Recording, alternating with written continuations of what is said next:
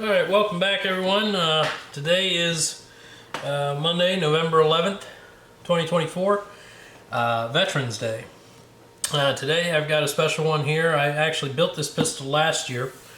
I built it largely to save the gun and to commemorate my grandfather, who would have been 100 years old last year. I showed it around on the web last Veterans Day, but I have not recorded a video on this pistol yet, so I thought I would do that this year. Since then, I did get a copy of my grandfather's enlistment record, and he enlisted in, let's see here, March of 1943. This pistol was manufactured by Colt in 1943. He served in the Pacific until, let's see here, 4th of February 46. So he was there for quite a while. He was not drafted. He did enlist. His brother, I believe, was drafted. His brother served in the European front. Oddly and sadly, they never spoke about their service to one another. And my grandfather and my great uncle have since passed away. But anyway, the pistol is a 1943 USGI base gun. This gun came to me chrome plated, buffed, pretty awful, non-original condition. It had most of the original parts in it yet, but had been heavily molested after the war. But when I removed the firing pin plate and realized that it wasn't matching serial number, frame, and slide, I decided to save it. It would never be original again, given the amount of refinish work that had been done to it. So I went a little different route from restoration to what you see here. What I tried to really emulate here is a custom pistol that a GI could have had built in the years immediately following World War II. This pistol doesn't really have any parts in it that you couldn't have bought in those years or made. We'll start from the top. The sights were replaced with King's sights. You may be able to see King on the rear sight there. The front sight is staked and soldered in place. These sights came to me. They were new old stock in the package. King sights, marketed by the Ricky Gun Sight Company, which was one of the companies that came out of King's after Dean King passed away in the early 50s. The barrel is a Colt manufactured national match barrel. Would have been one of the barrels they manufactured and sold to the U.S. military armors for match pistol building. This was a new old stock barrel. It was still in the waxed canvas bag, and I had all of the markings on this gun have been redone by Bertram Edmonston, hand engraved, and I had him deepen those engravings as well. The 45 auto and the NM 7791414 are all deepened there because they were often rolled uneven and faint. So all these roll marks are reapplied by hand engraver. The GHD marking here was completely gone. I went ahead and had him put my initials, KGB, in a box akin to like a CSR or a WB marked gun would have been, as I was the final inspector of this gun.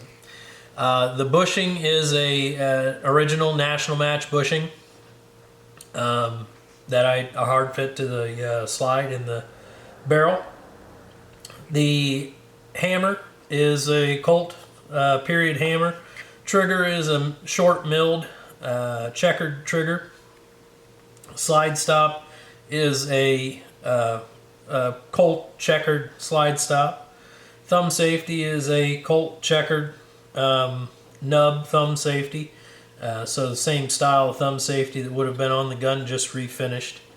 The grip safety I made.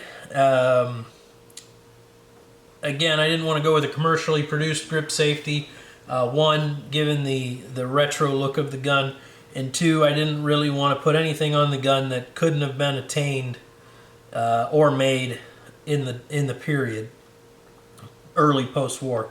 So this is a Colt. The bottom half of this is a Colt GI grip safety, and this whole beaver portion was shaped out of a block and soldered in place and shaped as you see it, and it gives a nice graceful line in my opinion. I'm a pretty big fan of how that turned out. I actually have another one to do for a gentleman coming up very soon on his build who saw this last year when I showed it around, and pivoted on his build to replicate that to some degree.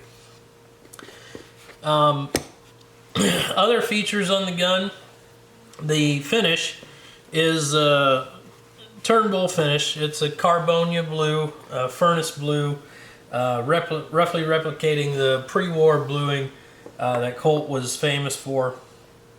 The grips were made by my good friend Sean McShahey, Sean's Ugly Grips. This was a custom order I put together, kind of copying the Roper style. Roper 1911 grips are extremely rare. So instead of trying to source some of those original grips, we went with just a medium figure American black walnut and checkered in the Roper style. He sent these blanks to me before checkering, and I fit them to the frame and then sent them back for checkering. Speaking of checkering, you'll notice that the mainspring housing and the front strap are checkered, and you may be able to pick up that sparkles. No piece of this gun was bead blasted or sand blasted, which is pretty rare in custom guns anymore. But everything is polished, hand polished on this gun. That checkering is as cut. Bertram Edmonston did that checkering with an engraving tool in the pattern of the pre-war factory checkering. Prior to World War II, Colt offered factory checkering. I believe the charge was $3.50 or something, which was roughly, I don't know, like a 30% upcharge on a government model, which is why you see very few of them. I should have gotten it out of the safe to show with this, but I do have a lettered factory checkered Colt frame that's here for a project. That gun also went through some rough life, and we're going to bring it back in a cool way. But so I had Bert kind of clone that checkering for me, and I left it as cut to retain that sparkle. And yeah, that's really about it. I think the only modern part in this gun is well, I mean, the grips are new, but copies of old grips, is the sear and disconnector. I did put brand new ones in there, just to make a nice trigger and know what the parts were.